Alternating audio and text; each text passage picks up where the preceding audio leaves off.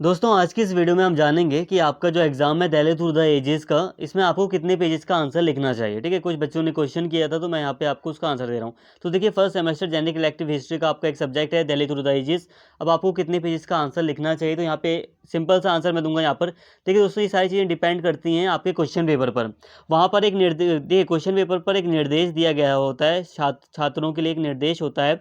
उसमें आपको देखना है, अगर आपको 4 क्वेश्चन करने हैं, 4 क्वेश्चन अगर आपको करने हैं तो आप 6-6 पेजेस लेकर चल सकते हैं। ठीक है, 6-6 पेजेस के अगर आप हर एक आंसर करेंगे तो ये ठीक है, एक एवरेज है, सही है, इतना आप कर भी पाएंगे। अब 6 पेज का मतलब यहाँ पे क्या है, तो यहाँ पे सिंपल सा समझ लो। जैसे कि एक शीट होती है, एक पेज हो, सॉरी, एक पन्ना होता है, एक, ठीक है, तो एक शीट होती है, कागज़ की एक शीट होती है। तो एक कागज़ की शीट में 2 पेजेस होते हैं, 2 पेजेस होते हैं। तो इस तरह आपको, अगर आप 3 शीट भरते हैं तो आपके कितने पेज हो गए, आपके 6 पेज हो गए। ठीक है, मैं यहाँ पे 3 लूँगा ही नहीं, नहीं तो बहुत सारे बच्चे कन्फ्यूज़ हो जाते हैं। तो आपको 6 पेजेस करने हैं, समझ गए आप। आगे पीछे मिलाने का मतलब होता है 2 पेजेस। अगर हम एक शीट को आगे पीछे मिला लेते हैं, 1 sheet is equal to 2 pages. I hope बच्चे आप मतलब समझ में आ गया होगा आपको। तो एक शीट में 2 पेजेस माने जाते हैं, आगे पीछे मिलाकर 2 पेजेस होते हैं। तो टोटल आपको कहा जाए तो आपको 6 पेज करना है। ठीक है, 6 पेज, एक आंसर आपको 6 पेज का लिखना है अगर आपके पास 4 क्वेश्चन है करने के लिए। लेकिन मान लो कहीं ऐसा हो जाए कि मान लो आपको, आपसे कहा जाए, एक बार सपोज कर लो, हो सकता है बाई चांस हो ही जाए, मान लो आपसे कह दिया जाए कि आपको 5 क्वेश्चन करने हैं, तब आप क्या करेंगे।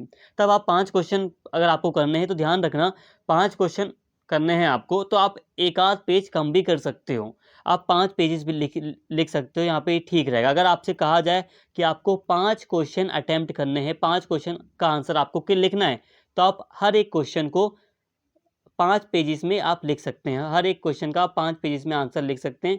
ये ठीक रहेगा, मतलब आप लिख पाएंगे। आई होप यहाँ तक आपको बातें समझ में आ गई। नॉर्मल आपको 6 पेज का कोशिश करना है अगर आपसे 4 क्वेश्चन कहा जाए,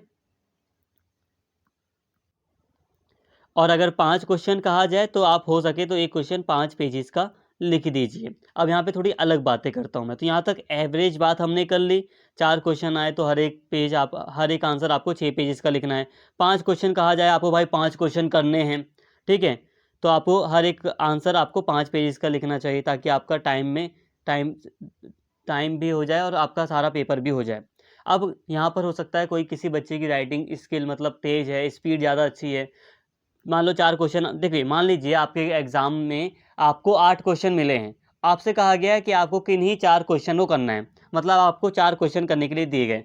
अब मान लो किसी बच्चे की स्पीड बहुत अच्छी है, उसने पहले से भी प्रैक्टिस कर रखी है, उसको इतना अंदाज़ा भी है कि वो ज़्यादा पेजेस लिख सकता है।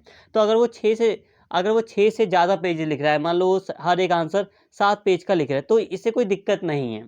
ठीक है, अब मान लो कोई बच्चा है जिसकी स्पीड कम है और वो मान लो 5 ही पेज लिख पा रहा है हर एक आंसर, तो इससे भी कोई बड़ा इशू नहीं होने वाला है। अगर आपकी स्पीड अच्छी है तो आप ज़्यादा भी लिख सकते हैं, अगर आपकी स्पीड कम है तो आप थोड़ा कम भी लिख सकते हैं, लेकिन प्लीज़ ज़्यादा कम मत करना। नॉर्मली ट्राई करना कि 5 पेज तो आप लिख कर ही आओ। ठीक है, वैसे 6 एवरेज आपको नॉर्मली लेकर चलना है, 6 पेजेस का आंसर, बाकी ऊपर नीचे हो सकता है थोड़ा सा। जिसकी स्किल ज़्यादा तेज़ है वो ज़्यादा भी लिख सकते हैं, जिसकी कम है तो वो थोड़ा बहुत 19-20 कर सकते हैं, 5.5 पेज लिख दिया, 5 पेज लिख दिया, इतना कर सकते हैं। बाकी जिसकी स्पीड ज़्यादा है, 7 पेज या उससे ज़्यादा है, तो वो उससे ज़्यादा भी लिख सकते हैं। लेकिन यहाँ पे ध्यान देना, यहाँ पे आपको हर एक क्वेश्चन करना होता है, तो वही उसी हिसाब से माइंड में अपना फ्रेम कर लेना कि हर एक क्वेश्चन के लिए मुझे टाइम चाहिए। तो ऐसा ना हो कि पहला आंसर आप 8 पेज का लिख रहे हैं और लास्ट वाला आंसर आप 2 पेज का लिख रहे हैं, तो ऐसी चीज़ें गड़बड़ हो जाती हैं।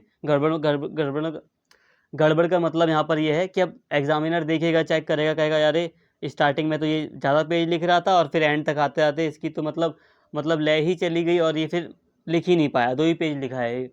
तो ये हमें बनाकर चलना होता है, 6 पेज 7 पेज, 6 पेज 7 पेज, हर एक आंसर ऐसे लेकर चलना होता है, 5 पेज 6 पेज, नॉर्मली जैसे आपकी स्किल है आप उस हिसाब से मैनेज करके चल सकते हैं। आई होप यहाँ पे आपको काफ़ी ज़्यादा समझ में आई होंगी बातें। उम्मीद करता हूँ वीडियो आपको पसंद आई हो। अगर वीडियो अच्छी लगी हो तो प्लीज़ कमेंट करके ज़रूर बताएं, वीडियो को लाइक करें, शेयर करें, और कोई कन्फ्यूज़न हो तब भी आप कमेंट कर सकते हैं। और चैनल को सब्सक्राइब नहीं किया है तो चैनल को सब्सक्राइब कर लें। Thank you.